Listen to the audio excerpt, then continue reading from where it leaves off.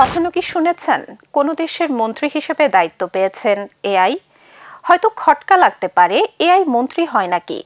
শুনতে আশ্চর্যজনক হলেও এমনই ঘটনা ঘটেছে ইউরোপের দেশ আলবেনিয়ায়।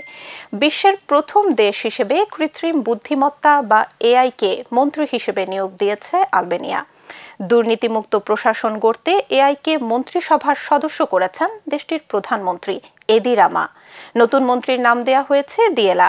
তাকে সরাসরি ক্রয় সংক্রান্ত দপ্তরের মন্ত্রী হিসেবে দায়িত্ব দেয়া হয়েছে। আলবেনীয় ভাষার শব্দ দিয়েলা, যার অর্থ সূর্য। এটি মূলত একটি চ্যাটবট। মন্ত্রী হিসেবে নিয়োগ পাওয়ার আগে থেকেই সরকারি নথি পেতে আবেদনকারীদের সহায়তায় ভার্চুয়াল অ্যাসিস্ট্যান্ট হিসেবে কাজ করে আসছিল। বৃহস্পতিবার প্রধানমন্ত্রী রামা এই নিয়োগের কথা জানান। বলেন, এটি টেন্ডার প্রক্রিয়াকে শুধু শতভাগ দুর্নীতিমুক্তই করবে না, বরং পুরো প্রক্রিয়াকে দ্রুত, দক্ষ ও জবাবদিহিমূলক করবে।